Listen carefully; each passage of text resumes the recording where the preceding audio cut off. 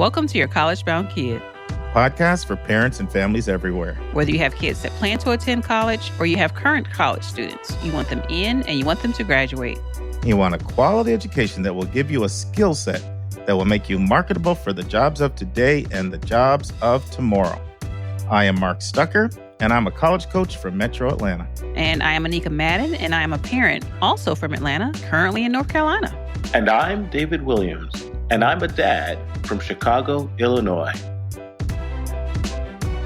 This week in the news, a Huffington Post article by Samantha Huls about a woman who felt she was forced to get married in order to graduate from college. Our book chapter will look at what a merit scholarship is. Our question from a listener asks a series of questions about how international students are evaluated in the admission process. And our interview will be with Edan Shahar, the founders of Test Innovators.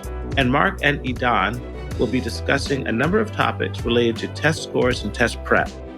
And the college spotlight will go to Walla Walla, Washington, to look at Whitman College. Dave, you're not going to believe what my brazen youngest 21-year-old did. What happened? Well, you know, she's a student at the University of Georgia, and she's in this class. I can't remember which class this is, but there's this one football player, and he's the complete stereotypical football player. You know, he comes in late, not engaged in the class.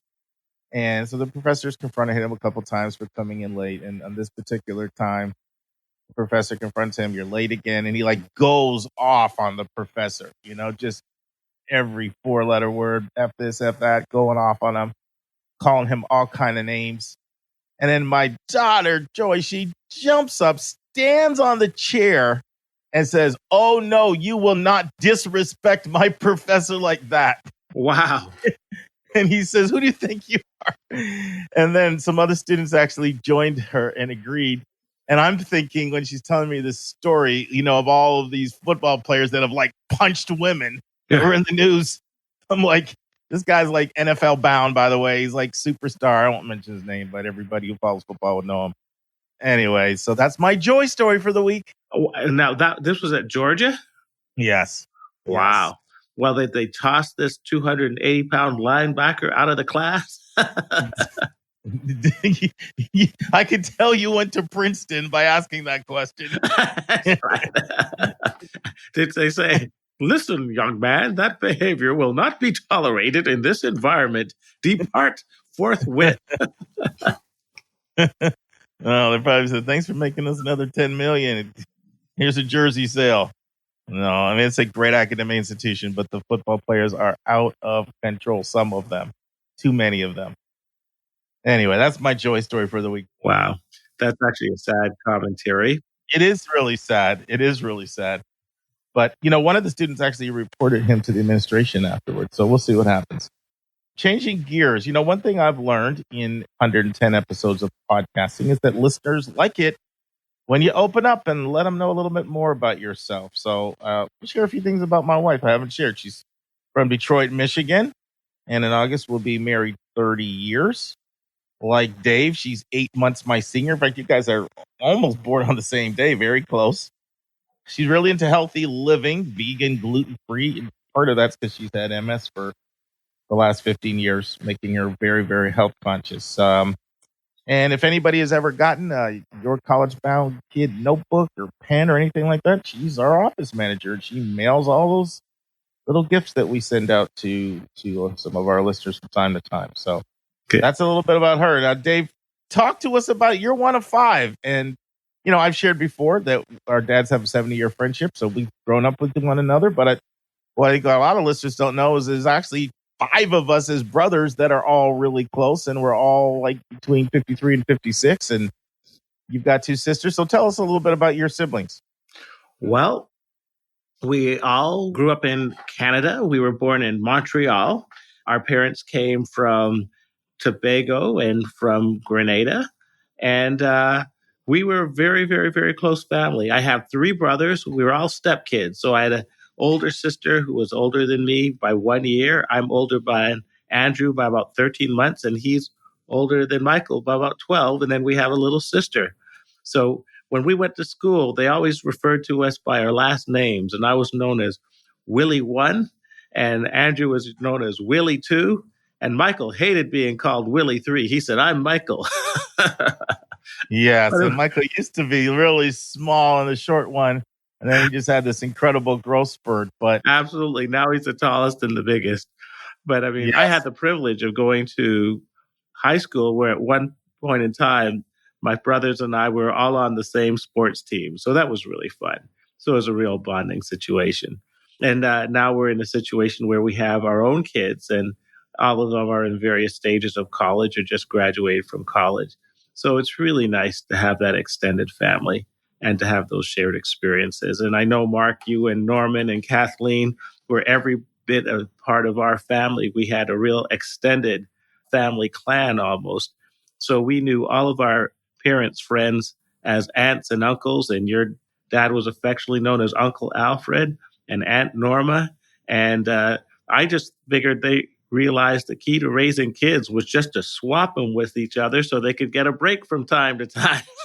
yeah, that's why they sent us off to all those summer camps together all the time, which we did together. Absolutely. But just even when you just look at us, the five guys, I mean, all of us are like 3 years apart. Like, you know, you mentioned you're 12 and 13 months apart on your end, and then Norm and I fit right in there. So you have literally five of us, just the guys, all within 3 years of each other, and all of us are close. In fact, we're on some message board lists together where we send group messages to each other. So just wanted people to know a little bit about your family. You've got fantastic brothers and sisters, and you've got a super special family. And Absolutely. In fact, I remember us going to Banbury tennis courts. And when the courts were full, we'd have enough between yourself and Norm and Michael and Andrew and myself to have 5-on-5 with the neighboring kids. But when we didn't, we just played 2-and-2, and the loser would have to pick up the last guy, and it was whoever could dominate the courts. So it was a wonderful. I got my first dunk on those courts. I remember my first dunk ever happened on those courts. So That's right. Boy, you're bringing back great memories. Visit as many local schools in your area as you can, particularly 10th and 11th graders. This is a great opportunity to visit as many different kinds of schools as possible. A single gender school, if you have it, a closed campus, an open campus, a liberal arts and science school, a national university, a regional university, a school with a lot of rah-rah, various sizes. It will help you a lot get a feel for what you're looking for as you look at expanding your college list out, maybe to go out of state or more national schools. And for our admissions vernacular, our word is multiples. Multiples. Any idea what that means in an admissions context, Dave? Oh, let me see. Does that mean like multiple offers or multiple candidates or many? These are good guesses. These are good guesses. So multiples is an admissions term that refers to when the school gets applications from multiple siblings at the same time. So you could think of it as twins, but it's a better word because sometimes you get triplets. Cool. So it's usually triplets or twins, and that's the term multiples. So that's our insider talk. And every profession has their own insider talk.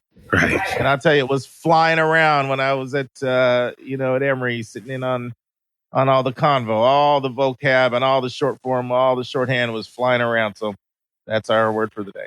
Great. Let's turn to college hot topics in the news.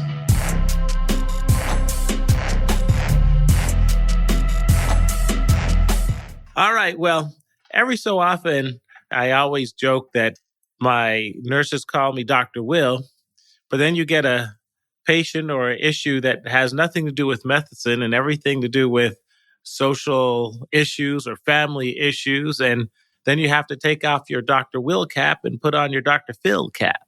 So this is definitely a Dr. Phil type article. And I would agree. It is by a young lady called Samantha Huls, and it is, quote, "I was forced to get married to finish college, and here's why and what has to change." The summary. And it was in the Huffington Post, right, Dave? It was in the Huffington Post, correct. It profiled a very bright, engaging young woman who had clear dysfunctional family issues. It's clear from the article that this was a woman who was probably, fairly well off socioeconomically, but for whatever reason, she and her parents did not get along, had some deep philosophical or emotional divides. To make a long story short, she enrolled in college, and partway through the enrollment and early on, her parents decided to cut her off, to not just not give her any money, but to just refuse to participate in the whole FAFSA process, where they have to give their financial information for her to even be considered for any type of federal aid. And the bottom line is, as we've talked about in other podcasts, if your parents do not contribute their financial information, you do not have access to federal aid. And that's exactly what happened to her. She realized that she couldn't apply for any more money.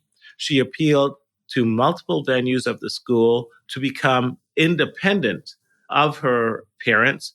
But the fact is, her parents were alive, her parents were working, and regardless of the relationship with her parents, they would not accept any financial aid applications without their input. She was at the point where she was going to have to leave school or figure out a way to pay tens of thousands of money when her live-in boyfriend at the time, who she had only known for 9 months, offered, "Let me marry you," because they figured out that the only way that she could change her dependent status and become truly independent of her parents was to get married. And so they did.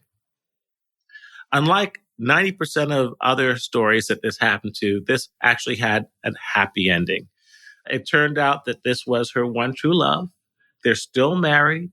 She was able to get independent status from her parents because now she was married.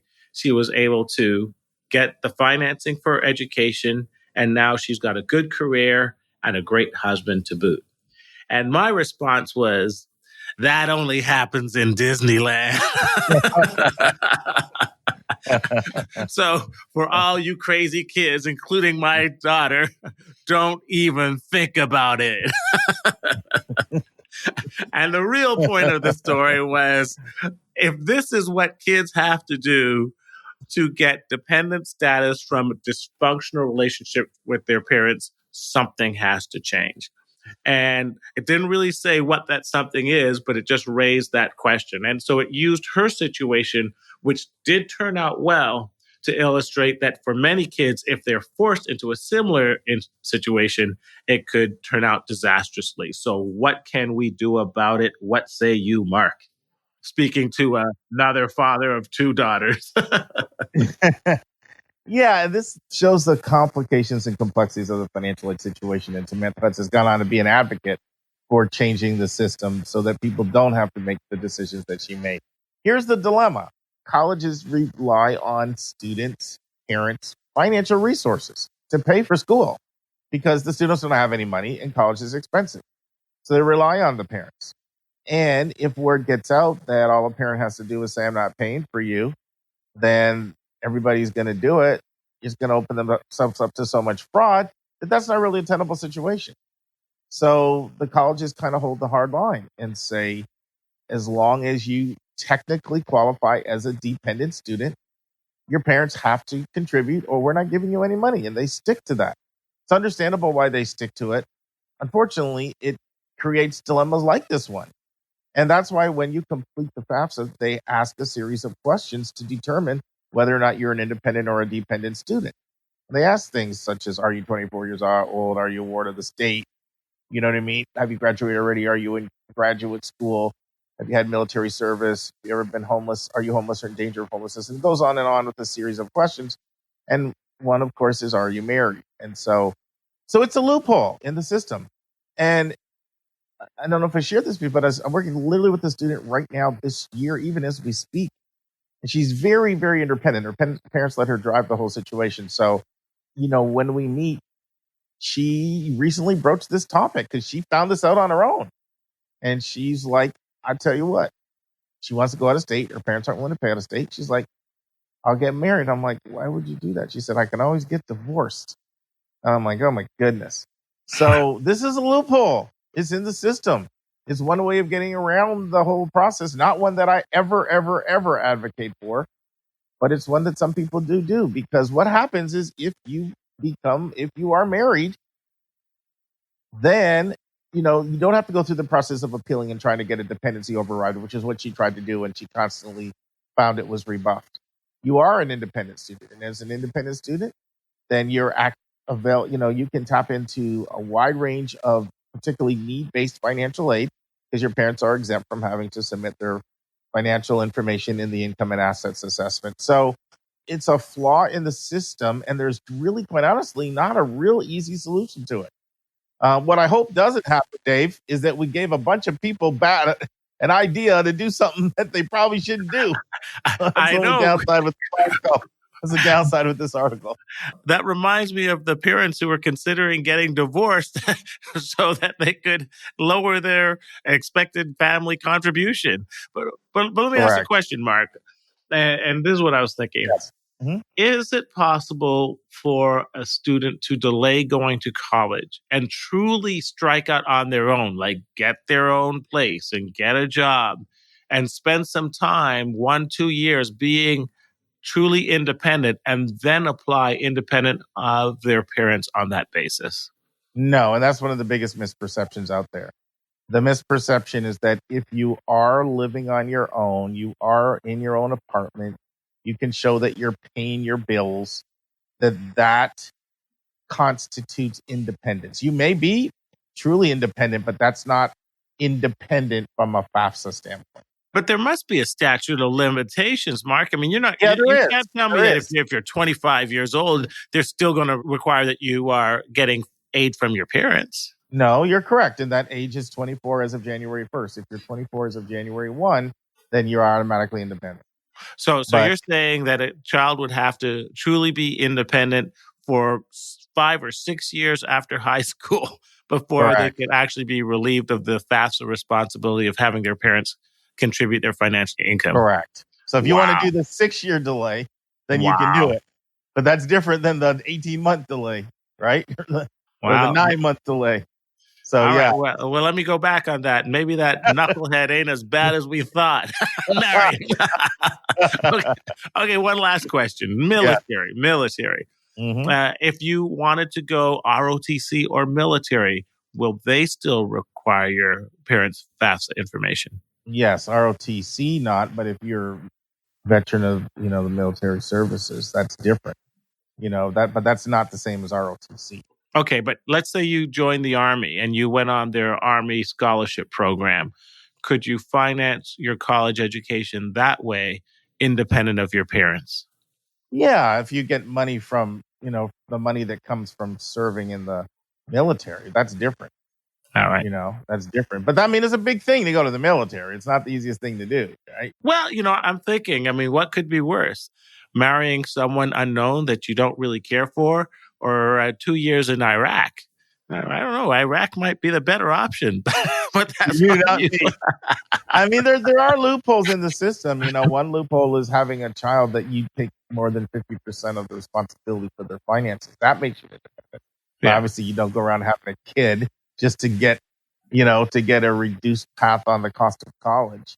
Right. And once again, this can open you up to some federal money. Whether or not you get money from the institution itself also depends on the institution having the resources. The schools that tend to have the most resources are also the more highly selective. So it would also require the student to be a really good student to tap into that money. So, it's just kind of an interesting article that shows that we have flaws in the system. Unfortunately, the thing with this one is there's really not an easy solution around this, because one thing that's I don't ever really see being tenable is the student being able to say, well, my parents refused to fill out the forms, and therefore, can you give me a dependency override? I just don't think that would ever work, because the financial model relies on the parents. And think about any other source of money you could get. Like, all other loans require cosigners, so that's not really a legitimate option. So it's just really more a matter of making people be aware that the system is not perfect, it's imperfect. It has its flaws, and this is one of those flaws. And I got to tell you, kids out there, unless you have some really, really bad parents, you got to keep that relationship going if you want to keep the funds going. I remember my parents bought a plaque one day and hung it over the laundry room, and it says, "Kids, tired of taking orders from your stupid parents? Quick, act now. Move out of your house. Get your own place. Get a job while you still know everything." Good one. So, I mean, unless it's really, really serious, the bottom line is, unless they make some serious changes to the FAFSA, you will need your parents' cooperation to go to college, unless you want to do something drastic like the military, get married, have a kid, or delay college till you're 24 years old. That sucks, but kids, that's life. Exactly. Now it's time for our step-by-step walkthrough of the college admissions process.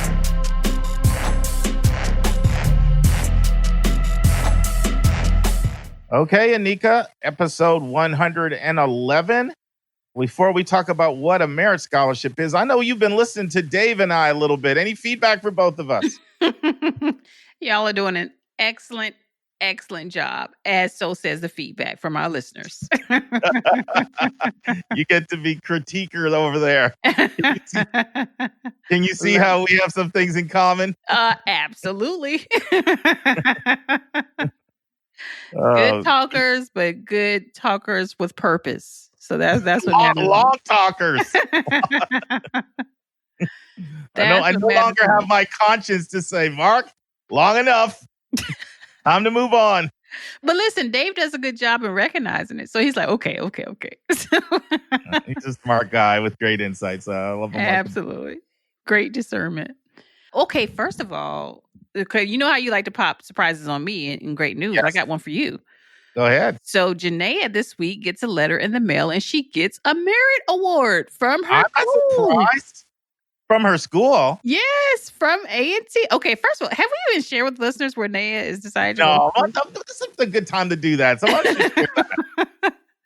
So Naya will be attending the illustrious North Carolina Agricultural and Technical State University. Following in the footsteps of her mom and her dad. Well, but you say that though, but let me tell you how she's not following in our footsteps. Yes, we went to that school, but let's talk about, because you know this, Mark, let's talk about Naya's criteria. Mm-hmm. So Naya, it was very important for her to go to HBCU, number one. Number two, it had to have an animal science program. Like she absolutely wants to be a vet. So that was her second criteria. And I don't even want to rank these like 1 to 4 or 5 because they were all equally important. Yep. And so, high levels of school spirit, Naya loves sports. So she's all about the big game and, the school spirit and all that good stuff. Couldn't be in the middle of nowhere. Right. And Naya is not about that country life. Yeah, no, not at all. She even tried doing a program at Tuskegee. Right, which she did attend, but she absolutely knew she was not going to be going Yep. for undergrad. So it just so happened that A&T was just like her perfect fit. And it was almost like too good to be true. Like now we're in state. Yeah, so you get in-state tuition where you wouldn't have got that if you'd still been in Georgia. Exactly. And it's just full circle. I mean, I'm telling you, it is full circle. And she got accepted, she got this letter. Again, she's going into animal science. She got accepted into her college. And they gave her, I'm not going to tell the amount, but she got a merit scholarship, which again, in-state tuition is a nice chunk of change. So look the good timing of that. Let's talk about merit scholarships. Yes, perfect timing. Your daughter got one. And did I tell you Karis got a merit scholarship at Davidson? No, you didn't. It's got a nice merit scholarship at Davidson. See? It took a huge chunk off that cost. So that was like, awesome. Yeah. So we both our kids have gotten it. So that's great. Absolutely. Anika and I are so grateful for everyone who has financially supported our podcast. It allows us to pay our staff and cover our other auxiliary expenses involved in having a weekly professional podcast. At the start of every month, we're going to start sending a special gift to anyone who financially supports your college-bound kid. I will be sending our donors this bonus content once a month directly to your email. The bonus content will be between 10 to 15 minutes in length. Usually it will be a college-related topic that I'm passionate about. Occasionally, it'll be another bonus hot topic in the news segment. Sometimes it'll be an answer to a question that one of our listeners submits to us via email. And you'll receive these monthly audio blogs for a gift of any amount. We know that $5,000 to one person is $5 to someone else, and we don't want your budget to be a hindrance to you receiving this additional bonus content. So if you want to support our show, just go to yourcollegeboundkid.com and click the donate button. And if you've already financially supported our podcast, you will automatically start receiving this bonus content via your email. This bonus content is our way of letting our financial supporters know in a tangible way how much we appreciate you. And if you have any questions at all about our monthly bonus content, just send your questions our way. That's to questions@yourcollegeboundkid.com. Once again, questions@yourcollegeboundkid.com. So, merit scholarships. Mm-hmm. So what were your takeaways? You read the chapter. Okay, so of course, I'm following in your footsteps. We always got to define it, make sure we're clear. And merit money is the money given to you not because of your need, of your family's financial need, it's because of the gifts or the talents of your student that the college wants. Basically, like we're going to give you this money because we want you because you do X, Y, and Z. So they offer you this money, and better known as a merit scholarship. Yeah, so that's it. Like, merit scholarship is not based on your family's need. It's based on the talent, whether it's academic and or athletic, talents that your student has that the school wants, and they give you that money for that. And NAIA didn't apply in this case, which is interesting. I guess maybe that's my first question for you in terms of applying for merit and not applying for merit, and how common is that they just give you money off the rip? Very common, but that's one of the things you want to find out. So let me just take a couple steps back and then I'll get to that. So correct. So a merit scholarship from a particular school, the way I explain it to people is Bill Gates could get it, or Jeff Bezos could get it. In other words, there's nothing to do at all with your ability to pay. That's nothing to do with that whatsoever. It's just you having some talent, gift, strength, attribute that they're looking for, that they want more of on their campus. And there are lots of different types. So you've mentioned the most common ones we think of are the academic merit scholarships or the athletic. And an athletic scholarship is a merit scholarship. That's how, when someone got a full ride for football, that's a merit scholarship. That's just athletic. And there are also leadership scholarships. There are character-based scholarships. There are artistic scholarships. So there are lots of different types of scholarships. There's also department scholarships that departments give that are based on criteria that you earn. And so as far as how you win a merit scholarship, that's where they vary a lot. A lot of them are automatic scholarships where they'll use your scholarship app, where they'll use your admission application as your scholarship application. But then there are other ones where you have to specifically apply for the scholarship. For example, right there in North Carolina, the Park Scholarship at North Carolina State, a huge one. You got to apply for that. There are also scholarships that you have to be nominated for by a counselor, by a teacher. They'll let you know the criteria who can nominate you. And there's ones you can just apply on your own for. And then there are all other scholarships that you have to compete for at like scholarship weekends where you have to come in and interview for. And sometimes perform there's one of my students just got where they have to present a research paper and of original research that they've done. They just got notified just on Friday that they've been a finalist for that. So you got to read the fine line. It's all there. But I think, because we're going to be talking about merit scholarships actually quite a bit over the next few weeks in different ways. So the one thing I think that I want to share this week is the three big types of categories of money, right? So let's say someone does not qualify for any financial need-based aid at all. Then they have three choices. They can pay full freight, option one. They can attempt to get institutional merit-based scholarships from the school, which is what we're talking about here, or they can pursue outside scholarships from civic organizations, corporations, churches, foundations, philanthropists. And we'll be talking about each of those in different episodes coming up. But those are like your big categories for money. Pay yourself, get institutional merit-based money from the college, or get outside scholarships. Okay. And if you do qualify for money, then you're eligible to get need-based financial aid, which is based on an assessment of your income and your assets. Okay. So that's one of the first things I do anytime I'm working with the family. That's one of the first things I find out. One, is money going to be required in order for you to go to college? Mm-hmm. They say no. Okay. Then I ask, is money important to you? In other words, okay, you don't need money, but is money going to be a difference maker? If a school's going to offer you $30,000 or whatever amount, is that going to be a decisive factor or a factor? And then they'll either say, yeah, that's going to make a difference, or no, we've got money saved, we don't need that. So let's say someone goes in, so it's like this whole matrix I do. So if it's like, don't need money, that's not important, we've got it saved. Okay, you go in one category. Don't need money, but money could be a big factor. Okay, you don't qualify. So now let's talk about merit scholarships. Are you eligible? How can we get them? What do we need to do to get them? We go down that whole path. And so it's one of the very first things that I think every family needs to be able to do to self-assess.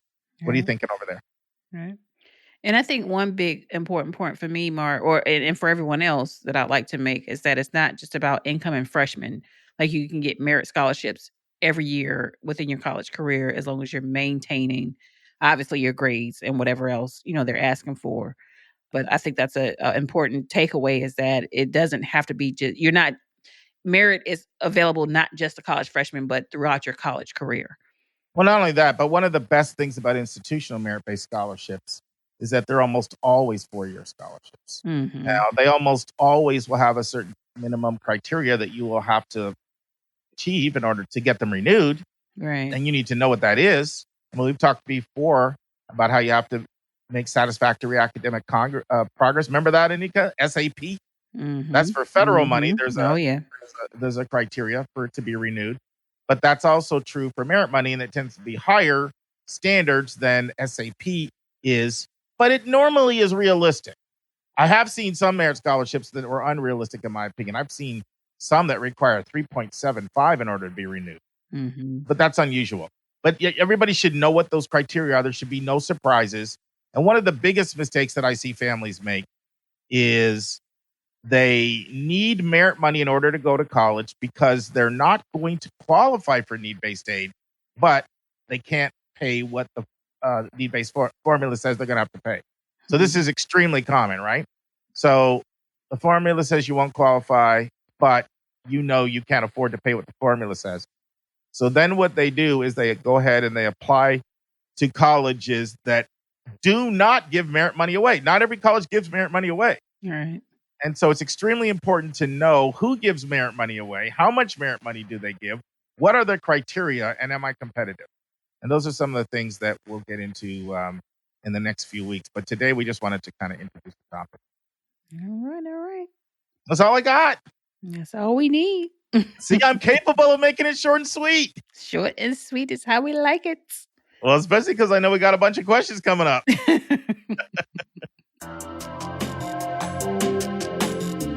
It's time for a question from one of our listeners.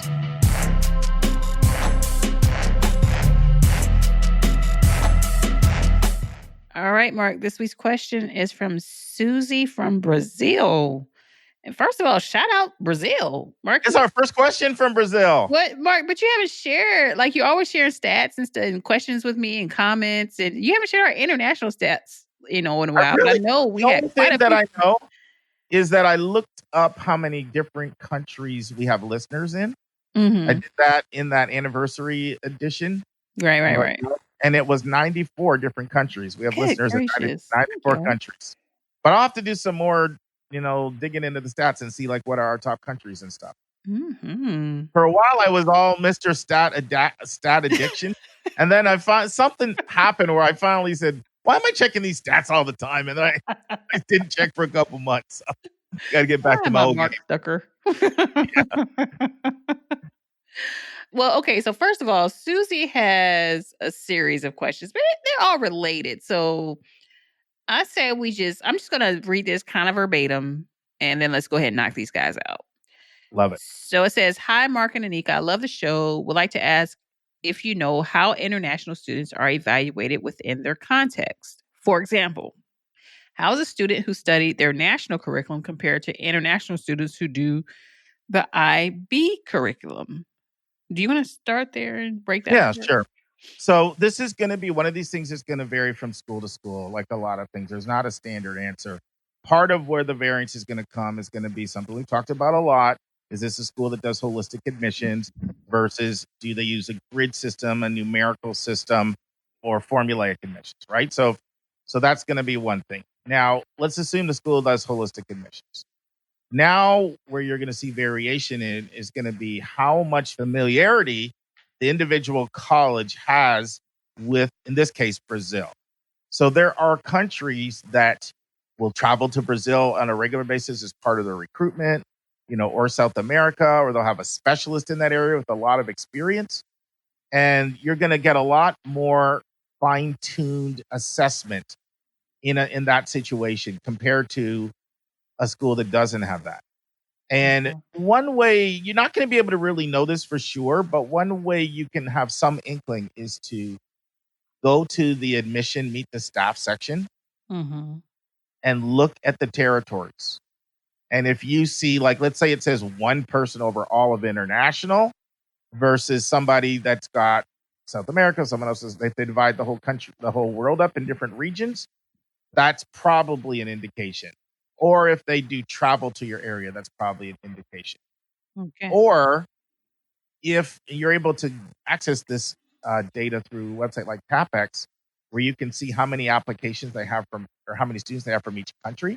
If you see that they have quite a few students coming in from, in this case, Brazil, or from a particular country, then chances are they're more familiar with the options. So anyway, that's a long answer, but that would be the answer. Okay, now this next question I think is still relevant to American schools as well, because she's asking how international students are judged when there are no electives or clubs within the school. But I know that there are some, even Georgia schools, that don't necessarily have electives or clubs. Well, I wouldn't say clubs, maybe no athletics, maybe I should say that. But that is her question, is how are they judged when the school's curriculum doesn't involve or doesn't have electives or clubs? Yeah. Now, normally I'm assuming she's referring to elective courses, I'm assuming that. Okay. But because normally clubs throws it off a little bit because Right, clubs are not right. courses. But you're right. This is something that would really transcend the U.S. or international. And what happens for a school, once again, that is doing holistic admission is they go to great lengths to find out what that particular school offers so they can evaluate you within the context of what your school offers. And they try really hard to not hold it against you because your school doesn't offer something. And that's something that colleges work really hard at in their attempt to be equal and fair to everybody, is to look at you in light of what your school offers and not hold it against you because your school doesn't offer something. Now, here's what I will say. For the more competitive colleges, and especially now with like the growth of online options, they're still finding students who have found outside resources like online options to still explore things that they love. And so there's a balancing act there, right? So they don't hold it against you because it's not offered. And a lot of times the more competitive schools will look at what curriculum do the top students take?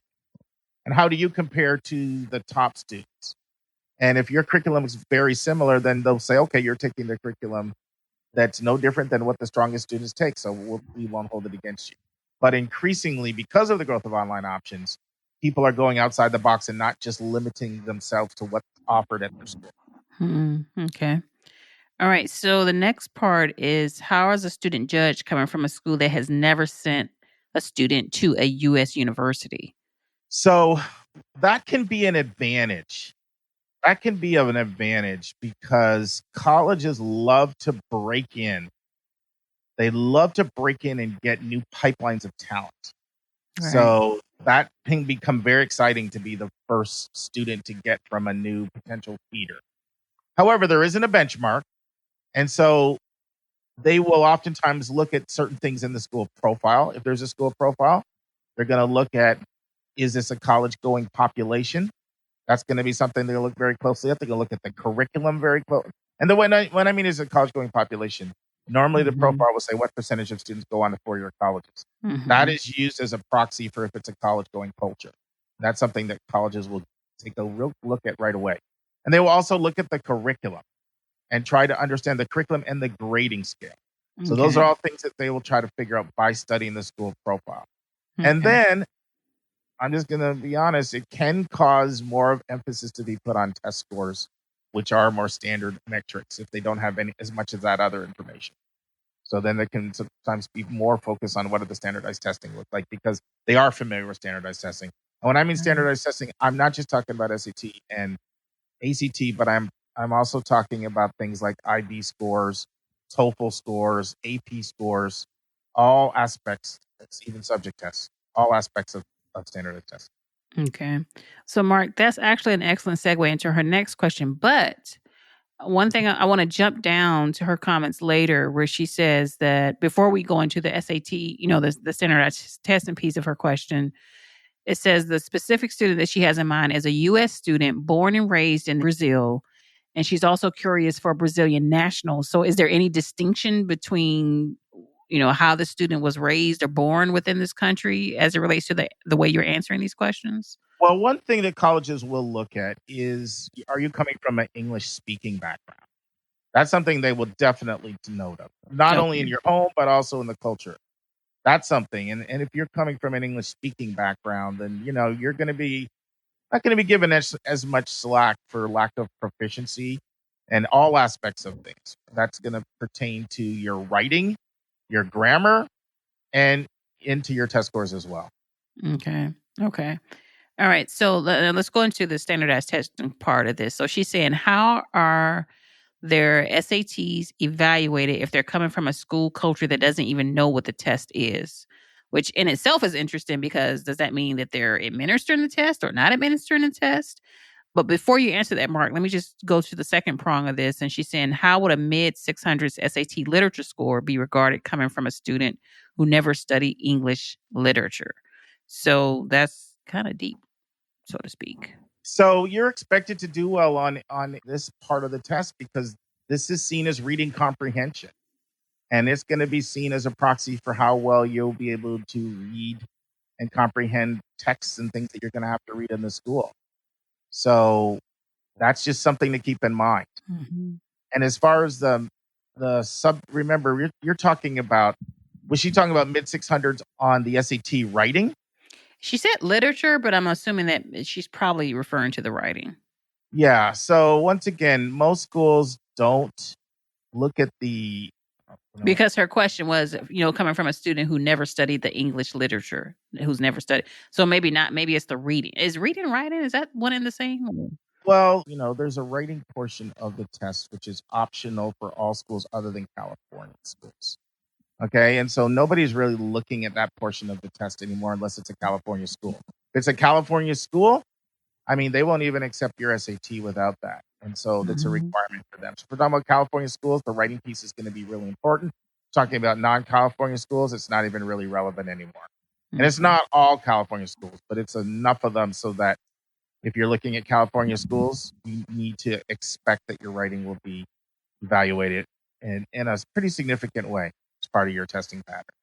Now, I think didn't her question also ask about some very specific schools? Yeah, so she did want to know about, please answer for someone applying to medium to highly selected schools. And her examples were Chapman, Fordham, Emerson and Yale, Columbia, and Barnard. Okay, so let me say something. So there's a big difference in selectivity in those schools. So when you're talking about Yale and Barnard, and what was another one you said? Columbia. Yeah, Columbia. These are some of the hardest schools in the country to get into. Right. Mid-600 scores are weak scores in those applicant pools. There would not be very many kids getting into those schools with those types of scores. For the other schools, those schools are, Chapman, Fordham, Emerson. Yes, those are acceptable scores.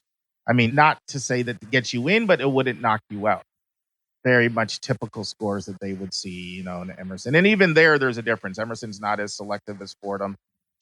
Chapman is more selective than Emerson. Of course, it depends on what Emerson has some extremely competitive programs too that they offer. But overall, I'm talking about the average student at somebody. So those, I just want to say there's a big difference in those lists of schools that you shared, that Suzie shared, and mid 600 scores, there would be less than 10% of students would have scores like that at Columbia and at Barnard and at Yale. Mm-hmm. So in those pools, those would not be regarded as strong scores.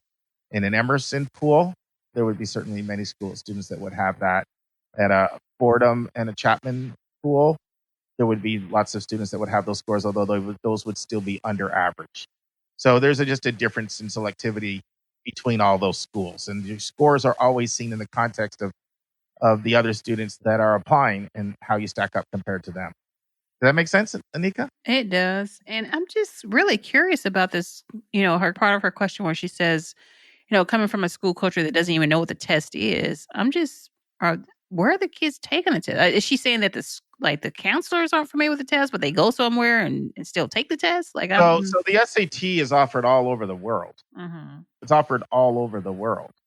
Now, they may not be that familiar with it in an individual school context, but there's opportunities to take it all over the world. And you know what? International students still do very well. International students they're not poor test takers. Now, I will say this, schools love to have people from different cultures because it adds to the student body. Mm-hmm. So getting somebody with that Brazilian background on that culture, that's going to be very rich, and that's going to be a positive in terms of how people will read the text differently, what they'll contribute in class discussions based on their experience, how they'll stretch the perspective of others in the dorms and the classrooms. So that's going to be something that's going to be valuable. But these countries all have very strong students that applied, especially to the most selective schools. And so the schools are going to be excited about getting applicants from Brazil or from certain other cultures. It tends to be the strongest students that apply to some of those schools that she's talking about, even from these countries. And I do not want to give the impression that it's like less competitive to get into, because it's very competitive. Okay. All right. Did we answer all those? So we tried something a little different there, which I was think so. Take about 7 short questions rather than one quick one. And, it's something actually to think about, Anika. One of the, I don't say it's a problem, but one of the dilemmas that we have with our setup is we usually take one question and we go deep on it. Right. The problem is we're like 30 questions behind on all of our listeners. Even Suzie, she sent that question in 8 or 9 months ago. Took us like 8 or 9 months to get to it. And I did confirm with her before we went on. I said, you still want the answer? She's like, sure. So I'm glad that she's still faithful. Not yes, but sure. She deserves a patience award. And so I haven't figured out what to do about that, because I'm doing an additional episode. That's not an option, just because it's 18, 20 hours for us to put an episode together. So we can't, because I thought, what if we just did a question episode and banged out all these questions? Right. So for now, I'm like, okay, we'll get to your question. It's just going to have to wait 6 months. But maybe if we get too much ahead, we might have to start doing, I'm talking out loud on the podcast, but maybe we'll do like some shorter, quicker answers. I don't know. We'll see. We'll figure it out.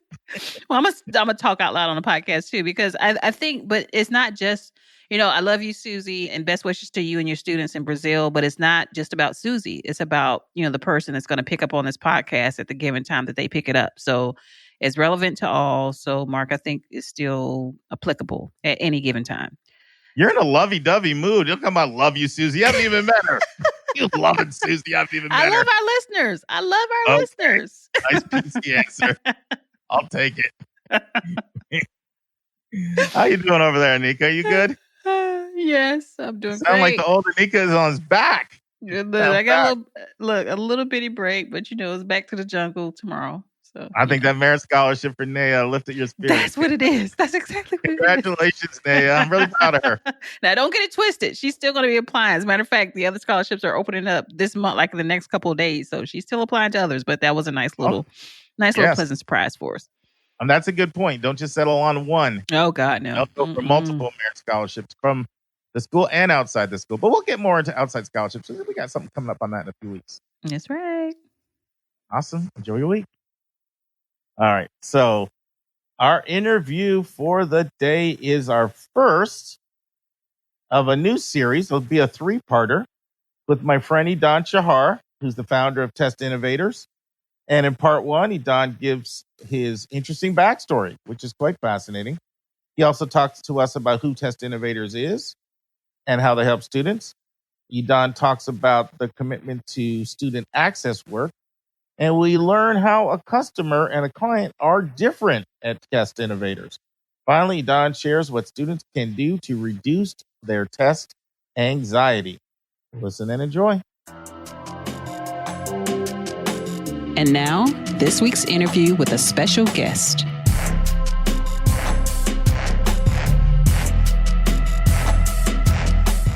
Friends, I'm here with Edan Shahar, the founder of a very innovative company called Test Innovators. Welcome to the podcast, Edan. Thank you very much. It's great to be here. Friends, let me tell you how I met Edan. So I had a student who actually used Test Innovators, the test prep company Edan started, got these extraordinary results. So I said, how did you jump in your score? And so she told me about what happened and said, I got to reach out and find out more about this company. So that actually led to what's been a really cool 5-year friendship. Edan and I have gotten together. We'll have these long conversations about all kinds of things related to education and access. And I've used his service with, definitely more than 50 students, probably close to 100. So he's here today. But before we dive in, Don, take a little time. Tell us about your backstory. Start with your upbringing and kind of walk us through, what you're doing now. Sure. All right. Well, thank you very much. So my story starts in Israel, actually, where I was born. So I was born outside of this country, and I came here as a child, and neither of my parents went to college. It's a different system over there.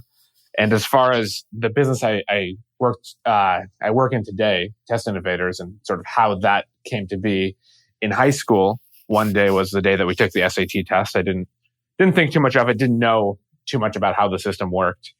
And I went in and I took the test, and I did all right on the test. I was an exceptional student, and the test score didn't match my prowess as a student. And I didn't really think too much of it. I just didn't know any better. I ended up going to the University of Washington here in Seattle, which is a great university, and I had an awesome time there. Met a lot of great people, and I majored in physics and econ and minored in math and philosophy. I've always been very interested in learning things, quite varied things. And then I began to work in a few technology companies and got interested in the GMAT after a few years. That's the business school test. And by that point, I had learned about test prep. And so I built a very rudimentary system for myself that just looked at how I was improving and what are the specific skills that these tests are measuring and how I can improve. And in the process, I built the system. I ended up taking the test and basically acing the test. I got in the 99th percentile. Wow. And of course, I realized that test taking, like any other human endeavor, is a skill that can be learned. Mm-hmm. And if you're going to learn it, you need to have the tools that are necessary. And today, with the way that technology works, there's just a lot of really excellent tools. So that was actually the beginning of Test Innovators. I'd started some other companies. I've been an entrepreneur, and I said, hey, you know what? There's a great opportunity here if we can create a platform that thousands, and now we've had hundreds of thousands of students use the platform, and aggregate data of how students are actually preparing and improving, and all the way down to how long they're spending on each question and which answer choices they're switching between, and actually create a profile for each student that personalizes for them and makes recommendations for them as they improve. We can significantly drop the price. A lot of students are getting tutoring, and it's not necessary for all of them. And even actually, we make tutoring more effective. But we can actually personalize and help other students improve. And so that's both my own story and also the company's story. I've now been running it for 6 or 7 years. We've been growing very rapidly. And as I mentioned, we've helped, I think we are now at about 130,000 students that we've helped. So it's been an awesome ride. It's been very fun. And it's also been a process of learning for all of us, as we really do believe that we are working on a project that is going to succeed, right? The project of bringing data and bringing it to bear for education. Today, we are working strictly on test prep, and that has been and a great opportunity because we can really measure how we're succeeding. We can create interventions and identify whether they're leading to improvements. But we think that it actually can be a much wider opportunity space to look at how we can aggregate data and then create personalized pathways for students. So it's been great. I can tell you a lot. I can attest to a number of things you said in there. First of all, I can definitely attest to your multivaried interests because, you and I will get on the phone. Initially, it's test prep, and, an hour later, who knows what we're talking about. So that's always true. Yeah. I see that, and I can definitely see you're absolutely a visionary. I love how you see into the future, and you're kind of that classic entrepreneur that when you're focused, when you do this, I mean, it's 365 days. You've got a goal and a vision and big goals, and you're going to slay them. And then on top of all that, you're in Seattle now, right? You never mentioned that, which is what, the new Silicon Valley or the second Silicon Valley? Yes, we are pinned between Amazon and Microsoft here, and I think Apple and Facebook and everyone else in between, they're all opening up offices here. So that's also a part of it, is the ecosystem that we live in. Yeah, exactly. The culture that we are in here. So if you have all that on top of someone with a natural entrepreneurial bent, then, the magic happens. So let's dive a little deeper into Test Innovators. Sure. As obviously, you said you were part of, other startups, and obviously you surveyed the lay of the land. What did you find was missing as you looked at, other test prep opportunities, and what specifically did you see as something that, that you could offer that you weren't finding in the test prep landscape that was out there? Yeah, so I think that there was a few challenges that existed. The primary one is the tools that existed were either you could go down to the Barnes & Noble or I guess Amazon and buy the book. That was sort of on one end. On the other end were businesses that were running tutoring. And what didn't exist was, in the way that we thought one ought to exist, was a technology platform that can sort of bring the best of both worlds and leverage technology and, as I mentioned, data to create tools and recommendations for students that sort of marries some of the best of both worlds. The books that have a lot of the sort of the normal pathway, and then tutors that can personalize it for you depending on the specific needs you have. So that was one aspect. And the other is we immediately began by looking at a few different tests. So we were interested in everything from the SSAT and the ISE, which are tests to get into independent schools, and we helped out there. And we've been very successful there, to SAT and ACT that everyone knows about as well. And we're also, of course, looking at other tests. So it was both the approach and the segment of the market that enabled us to be successful. And one of the things that's very dear to my heart is the whole concept of access and equity and trying to help level the playing field. And one thing that's really drawn me to Edan and his company is he shares a similar passion. It's not just about making money. Talk a little bit about that, because quite frankly, I wouldn't have you on today, Don, if you didn't have that passion that's been conveyed and I've seen you sort of implement in multiple ways as you've launched your companies. Yeah, absolutely. So for us, we both work with access organizations and we have a lot of scholarships. It's a fundamental belief of the company and something that, as you mentioned, is dear to my heart. We think about sort of the space that we work in. We have our clients and we have our customers, and they're not the same. So our customers are those that pay us, those that keep the lights on. So they are schools and they are parents and they are school districts and they are teachers and whoever else it is. But ultimately the clients, those that we serve, are the students. And because we have a technology platform, we can afford to do it, but it's, those two are not the same. And sometimes a client might not be born into a specific place where they have a customer attached to them. And so it's very important for us to still enable them to succeed educationally and bring to bear all of the different tools that we've created. So it really is a very important part of our philosophy. And it kind of goes even deeper. We really think of education as the great equalizer and the great opportunity that exists, I guess, in this world and really in all of human history. I guess this is going deeper than we thought the conversation would go. But also go there with it. Yeah, sure. Okay. Yeah. So I come from Israel. I come from a Jewish background. And of course, in our traditions, education has always been absolutely critical. They kind of what you can take with you if you are moving from place to place is what you have under your hat, the knowledge and education.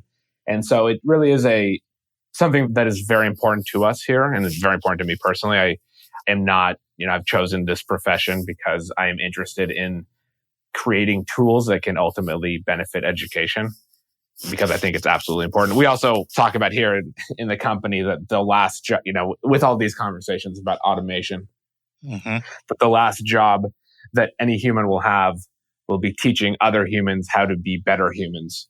And so really education is kind of the most important thing. And to create tools that are going to help educators be better is really, really interesting to us. And again, we know, I think your podcast and your work and your life's mission, the impact that education can have on students. And so we think of standardized tests, and maybe we'll transition to this part of the conversation. These are barriers that exist, or, opportunity portals almost for students. And if they can have the right approach to them, they can do very well and get a better education. And we actually think of standardized test taking as almost a performance. And we think of it, for many students, it's anxiety ridden and difficult. But we believe that given the proper preparation, it can actually be a motivating and a affirming experience for students. It's kind of like if you're going to play an instrument or play a sport. If you just show up on performance night or on game day and you have done no preparation or practice, it's not going to go very well. But if you can actually go through and do the proper preparation and learn about yourself and reflect in the process, and ideally even gain insights that are generated by hundreds of thousands of other students to help you do better, and you go and you actually perform very well, it can really change your perspective of yourself. And in some ways, that's exactly what happened for me. I was a good student. I did all right on the SAT, but just dominating the GMAT really was like, wow, okay, I am a really excellent student. And it was just about learning that skill of test taking and being able to perform on test day. And really it's about and I think it's actually better for the tests as well if what they're measuring is your ability to sort of demonstrate your knowledge rather than your ability to take the test. Let's take a break to learn about Mark's recommended resource for the week.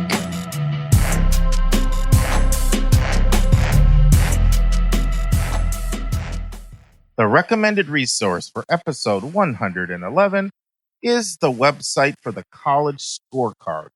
And that website is collegescorecard.ed.gov. Now, the College Scorecard is a great online tool. It was created by the U.S. government for consumers to be able to compare colleges, particularly the cost of college and the value of college. And this applies to all U.S. schools. What it does is it displays data in 5 different areas: cost, graduation rates, employment rates, average amount borrowed, and loan default rate. College Scorecard was launched in 2015. One of my favorite things about the scorecard is you can click their field of study tab. You can see the number of degrees awarded in each major. You can also see what the median income is for graduates from each school by various degrees. Another thing I love is the ease with which you can compare colleges by the data. I highly recommend the College Scorecard. We will now return to my interview with Edan Shahar. So let me ask you something about that. And we didn't talk about this in our pre-meeting, but I know you'll be comfortable with this extemporaneously. So a lot of times, hey, it comes with the turf.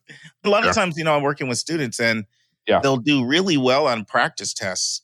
And then they go into the exam and it's such an anxiety inducing experience that their actual score when they come out of the exam is nowhere near what their practice test. And in some cases, I've literally had people just walk out and I just can't do it and shut down, because of anxiety. Is there any tool or resource or advice you have, or is there anything you as a company are able to do to address the anxiety related issue? Because that's a concern that I'm increasingly seeing out here. Yeah, it's very real. No, that completely makes sense. I think practice, you really do need to try to create an experience that is as similar as possible. I think of it, and I think it actually is a very valuable experience in the sense that it's like a job interview. Those things are super stressful. And the best way to get good at job interviews is to prepare. And ideally you can run through a mock job interview, or you sign up for multiple tests. And I think a lot of it is psychological, as you were saying there. So one of the things that we often recommend is that for students to just right off the bat sign up for multiple tests. So multiple takings of, let's say you're doing the SAT or the SSAT or whatever test, just sign up for a few of them. And you can always cancel ones later on, but just enter it and say, you know what, I'm going to enter this as a practice round. So my goal here is not to get the best score.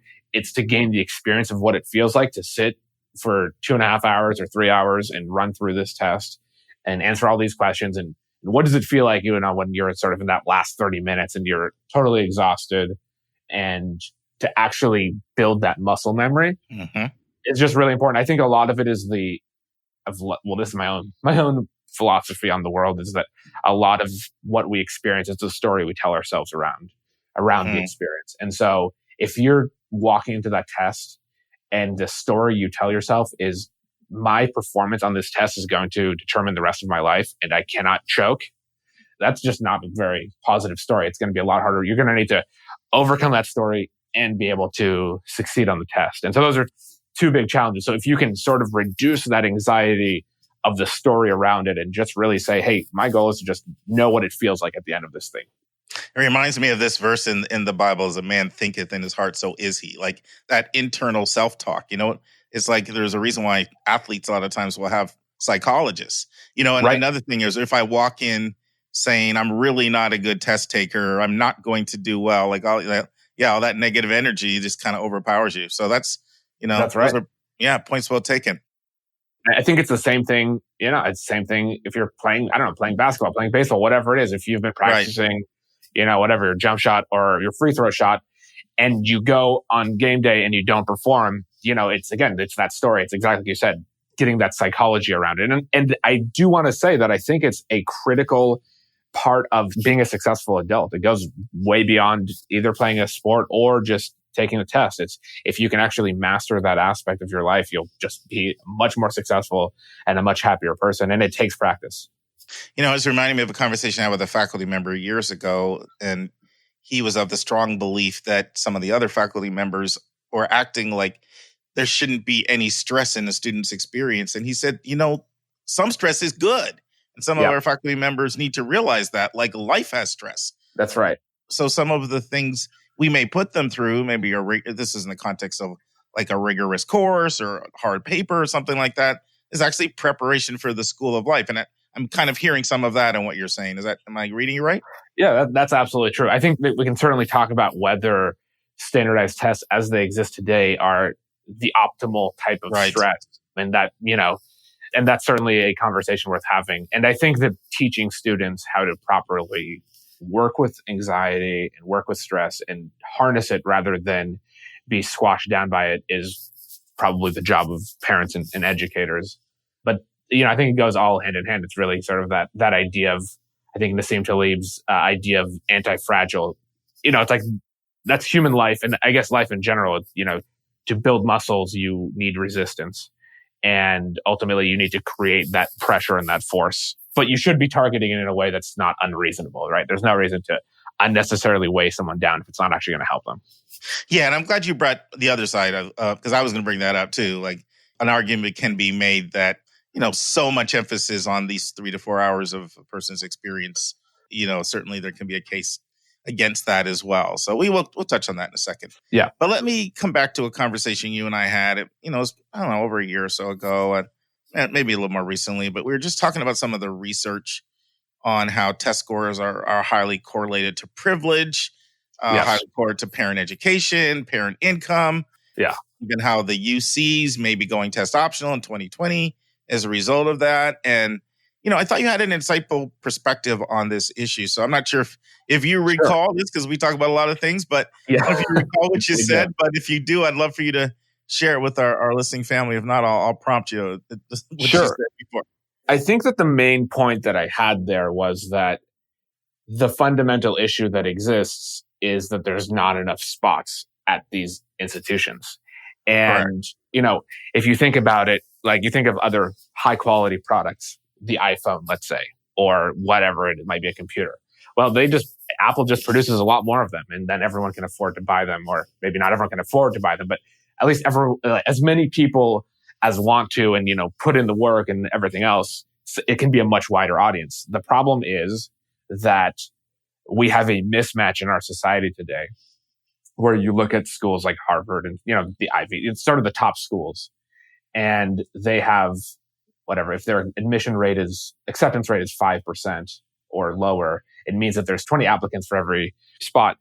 And they also, at the same time, they're not poor. They have enough money. With their endowment, they have enough money to make 20 times as many campuses. So the fact of the matter is that we have created a society that there's so much value, or so much perceived value, whether it exists or not is a totally different conversation. So much perceived value in these schools, in getting access to these schools, so that these tests fundamentally are a barrier. And people like to complain about the tests, but that's I think maybe the silly example I gave you is if you have an incredible sandwich shop, at 9 a.m. you run out of sandwiches and you refuse to make any more, and then you put a door in, and then the general population complains about the door being the problem with the sandwich shop. Well, actually, the real problem is if there's so much more demand.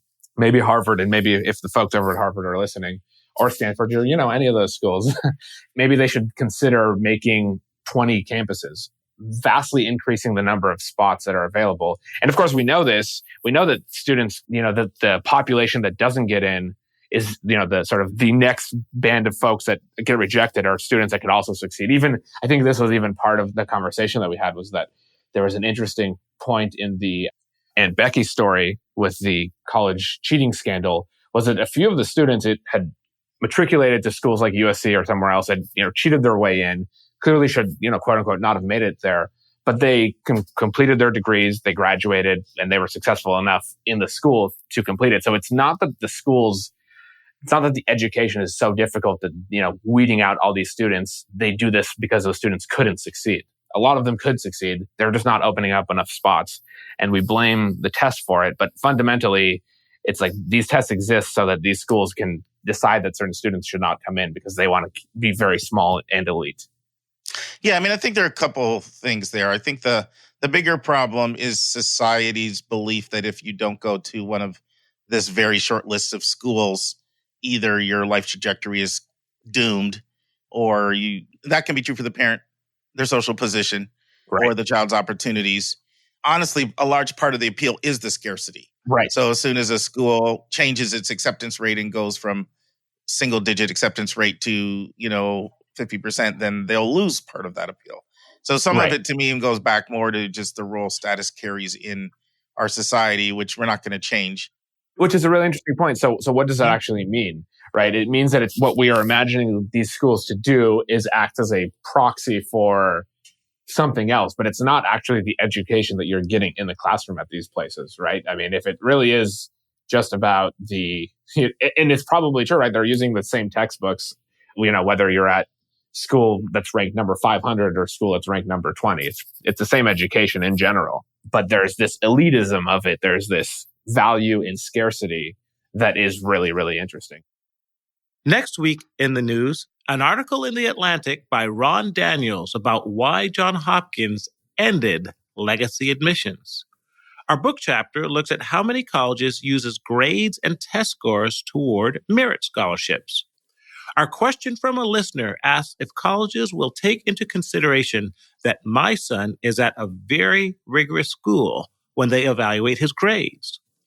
And our interview will be part 2 with Edan Shahar, the founder of Test Innovators. And Mark and Edan will be discussing a number of topics related to test scores and test prep. And the college spotlight will go to Virginia for the first time, and we will look at Christopher Newport University. Okay, friends, it is Whitman College with an interesting history. Whitman was founded by missionaries who were reaching out to local Indian tribes back in 1859. And it was originally actually Whitman Seminary. But 24 years later, they broke away from any religious ties and they became Whitman College. Whitman College is a very prestigious school in the Pacific Northwest and in particularly Northern California. It's one of these schools that's relatively not that well known in the Midwest, in the South, in the Mid Atlantic, or the Northeast. Of course, in college counseling circles, it's known as a gem in the Pacific Northwest. It is a liberal arts and sciences school. It is a very outdoorsy school. It's a very strong emphasis on the environment, green initiatives, very supportive community. It's a school that offers strong scholarship, but a very good work life balance. And understanding why Whitman is so outdoorsy, well, it's close to the Blue Mountains. It is located in Walla Walla, Washington, and Walla Walla means many rivers. So you have close access to forests and rivers, and there are plenty of green spaces on campus. So if you're the kind of student that likes to hang out in the quad and throw the frisbee, Whitman's got that type of campus. Other outdoors and popular activities include things like whitewater rafting, mountain climbing, biking, hiking, skiing, not that far away, and rock climbing. It is located in a slower pace part, a more of a drier part of southeastern Washington. So it's 150 miles south of Spokane, about 250 miles straight east on Highway 84 from Portland, Oregon. It's a tight 117-acre closed campus. And Walla Walla has over 30,000 people. And it's got a very burgeoning art scene with symphonies, multiple art galleries, playhouses, and Whitman's close to Main Street right there in Walla Walla. So you can access all those stores and the amenities of Walla Walla all within walking distance. Whitman is a rigorous school, but also supportive school, very friendly school, very community-oriented schools. And Whitman is one of a growing group of colleges that you will find that are offering paid internships through their career center. They can't find you a paid internship. You can get a $3,000 grant from Whitman and turn your unpaid internship into a paid internship. This is a new trend we're finding with some of the wealthier colleges that are really committed to internships, to helping their students get jobs after graduation, and just have a great experience. Another thing about Whitman is all of the students take a series of first-year core classes as well as distribution courses. And one of the hallmarks of Whitman is that all students must either complete a written thesis that they then have to orally defend, or they can take a series of comprehensive written and oral exams in their major. And one of Whitman's claims to fame is that they were the first college in the U.S. to require all students to have to do this. Before I go on and share more about Whitman, any thoughts so far, Dave? Well, I've never been to Walla Walla, Washington, but I spent my internship year after medical school at the University of Washington. And during that time, my wife and I later went and took a road trip from Washington all the way down Astoria into Portland. Then we popped back up through Bend. So I'm familiar with that southeastern part of the state, and I must concur, it is beautiful. I actually think the Pacific I'll tell you, your travels get you everywhere. If they haven't gotten you to our exact towns, I mean, between vacationing and in the Rollins community area there of suburban Orlando, and doing doctor stints in Asheville, and now, what was that, your residency? Well, it's my Canadian roots. I'm a city boy, but I have like these country roots at heart. And my wife always teases me. She says, I knew I married a redneck, but I love that. But I remember in Seattle, I had some great friends, and every weekend we'd go hiking and fishing and doing. The only thing I didn't do was they like to go sea kayaking. Wow. And they'd be sea kayaking, and they'd say, let's go see some killer whales. And I said, the hell no, there's no way I am sea kayaking among killer whales. And they would tell me, Dave, don't worry about it, because killer whales don't eat people, they eat seals. And so if you don't know me, I'm sort of a bald-headed African-American male, and I would take a look at them and say, and what does a seal look like anyways? Me. That's right. I ain't going sea kayaking. So I never did the sea kayaking, But we did a lot of hiking and a lot of traveling. We went down the Columbia River Gorge one time, and then Bend is this great area for mountain biking. So I know of the Walla Walla area, and to me, it's the equivalent of going to Hawaii. You're going into a gorgeous area of the country, and I know much about the reputation of Whitman. It's truly a superb liberal arts college. So what better Oh, I didn't know you're place? familiar with Whitman, Dave. Yeah, absolutely. And so what better place to really get a great liberal arts education within a beautiful setting? So another great addition to the list of education in paradise, man. Cool. So Yeah. some more things about Whitman. Its most famous course is a year-long course, seminar style, called Encounters. And students read a bunch of texts such as Beloved by Toni Morrison, Plato, and a bunch of things. This year-long seminar is, you take General Studies 145 and 146, called Encounters, the First Year Experience. And this 2-semester course is an introduction to liberal arts and academic construction of knowledge. So it's organized around various themes, and the course takes a broad topic and it examines various encounters with different peoples in different cultures. And it really looks at how the dominant worldview impacts mindsets versus competing worldviews. So you study from primary sources, very discussion based, writing based, and you look at the construction among knowledge amongst various academic fields. So up to 30 different faculty members across a wide range of disciplines all teach a portion of encounters. And the head of the program is a sociology professor within the school who's highly respected. And many students love it so much that they go on to take another course called General Studies 245, Critical Voices. And then Critical Voices is a third option for semester style extension. And here you look at, it's very much the opposite of Hillsdale, which we looked at last week, Dave, is here you look at, they call into question the dominance of traditional Western worldviews by a critical examination of ideological roles that others have played. So you learn to kind of see the text, see the world through other voices in their own context, in sort of a non-Western approach to education, subordinated through gender, through class, through race, and looking at things not necessarily from a European perspective. And so those are some of their more famous courses that they offer. Half the students at Whitman study abroad, and one of their most famous programs is their summer Chinese program. They also have some actually great urban exchanges to places like DC and Philadelphia that are like semester exchanges. Whitman has a little more than 1,500 undergraduates. About a third of the students are coming from Washington State, and other real popular locations for students are San Francisco, Seattle, and Portland. Some of the common schools you'll see students that look at Whitman will also consider places like what we talked about 2 months ago, UPS, University of Puget Sound.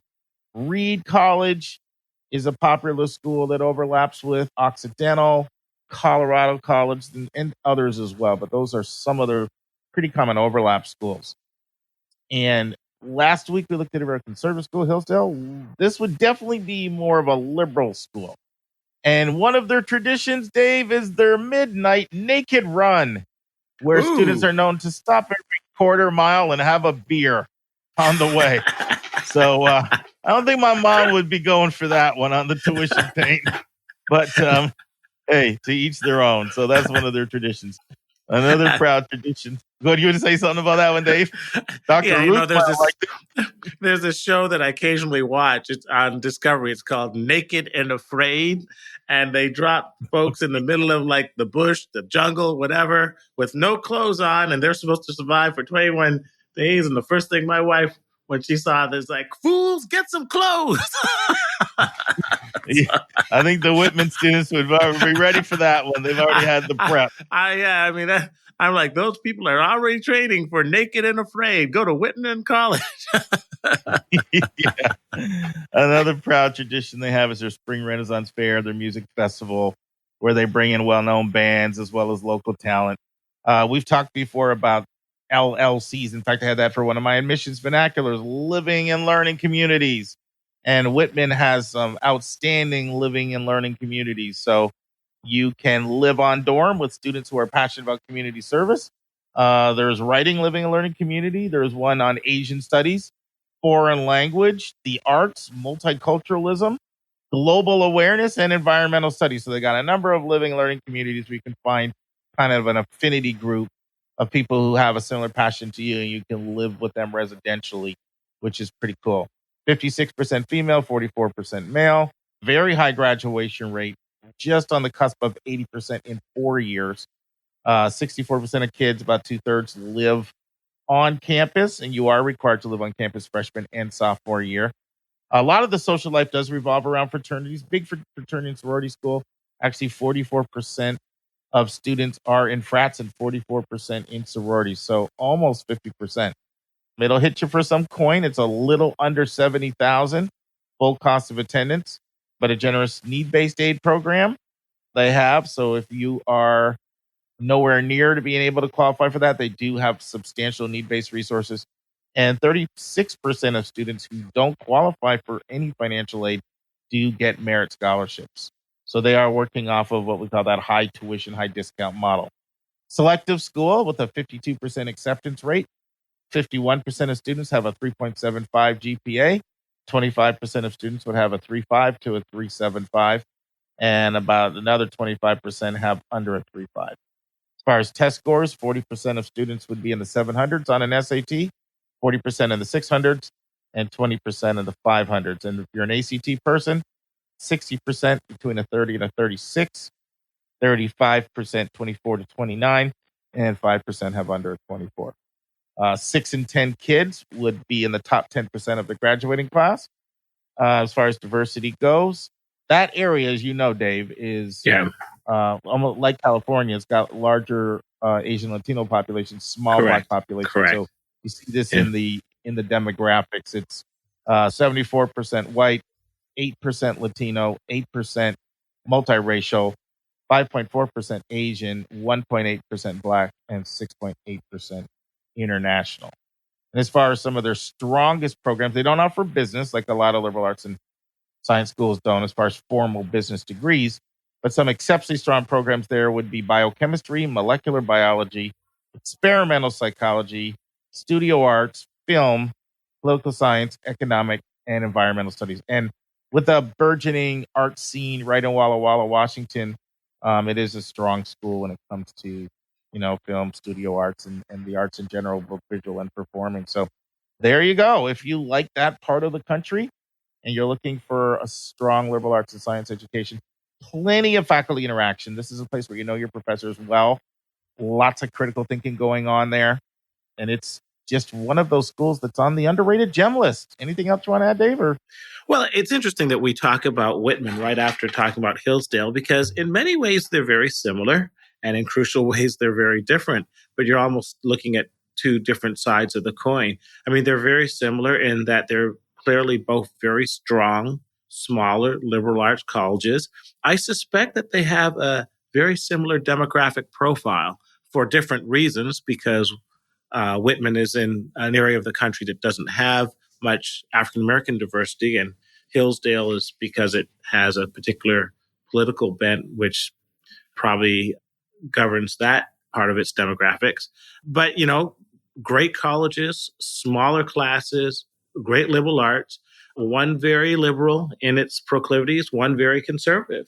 But the great news about it is that if you are a college senior, once again, there is a college for you.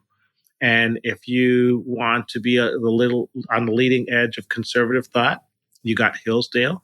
If you want the other end of the spectrum, where you have a very liberal type of environment, you have Whitman. And that's the nice thing about the United States. It has a college for every person, every ideology, every proclivity. And that's nice. Yeah, and it really shows how you have to go beyond just the numbers, because if you were to look at the size, they're both 1,500 kids.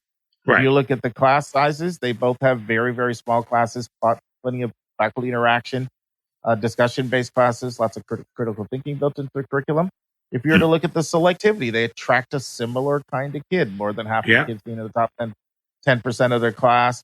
Very comparable in terms of selectivity, in terms of that type of academic performance that it will take to get an acceptance versus a denial. Both of them use holistic admissions and are looking at a wide range of evaluative aspects of a student beyond just test scores, grades, and numbers and curriculum. But when you really peel back the onion, you can see that culturally, for example, there's a whole perspective on sort of glorifying the Western world and having alternative voices in the texts and the perspectives that they bring and celebrating those differences. You'll see a lot of differences when it comes to things like that. Even that both of them have core curriculums as well, but their core curriculums are different. Yeah, I was going to say, I can't imagine that the great book series at Whitman and Hillsdale would have significant overlap. Right. But once again, that's the core of a liberal arts education, to be exposed to a diversity of thought. So maybe if you are of a liberal proclivity and you want to challenge yourself, go to Hillsdale. Or more so, if you are more conservative and you want to see if you can change the world in the other direction, go to Whitman. But either one is probably going to provide an excellent education, challenge you, and get you where you need to go.